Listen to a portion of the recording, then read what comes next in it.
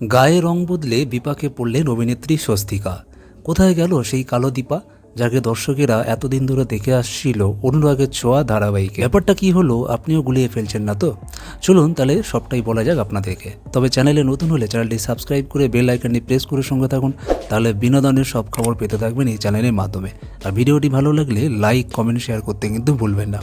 চলুন তাহলে ভিডিওটি শুরু করা যাক। দীপা থেকে সুদীপা, একই মুখ কিন্তু ভিন্ন রঙে পর্দায় হাজির অভিনেত্রী স্বস্তিকা।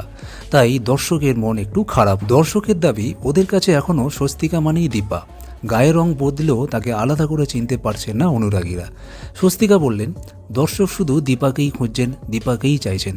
গায়ের রং বদল তাদের চোখে পরিবর্তন আনতে পারেনি। তার নিজের পরিবারও মানতে পারছে না দীপারই নতুন রূপ। একই ধারাবাহিকে নতুন চরিত্রে অভিনয় অভিনেত্রীর কাছে যেন একটা বড় চ্যালেঞ্জ হয়ে দাঁড়িয়েছে। তিনি বলেন, 3 বছর ধরে দীপা হয়ে বেঁচেছি, এখন সুদীপাকে আমার বাড়ির লোকেরাই মেনে নিতে পারছেন না, তাই ওদেরও যেন মনটা খারাপ। প্রথম অভিনয়েই স্বস্তিকা পান বিপুল পরিমাণে জনপ্রিয়তা। প্রথম ধারাবাহিক, প্রথম অভিনয়, আর তাতেই দর্শকের মন জয় করেছিলেন স্বস্তিকা।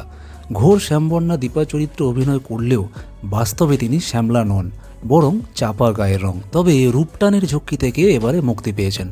আগে দিনে 14 ঘন্টা ধরে কালো মেকআপ বজায় রাখতে হতো, আর এখন এত সময় লাগছে না।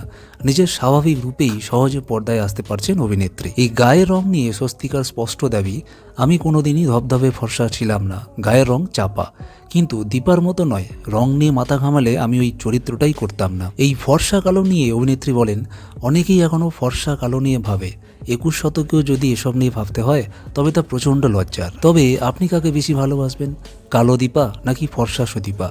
কমেন্ট করে জানান। ভিডিওটি ভালো লাগলে লাইক কমেন্ট শেয়ার করুন, আর চ্যানেলে নতুন হলে চ্যানেলটি সাবস্ক্রাইব করে সঙ্গে থাকুন। দেখা হচ্ছে পরের ভিডিও, ততক্ষণ ভালো থাকবেন, সুস্থ থাকবেন।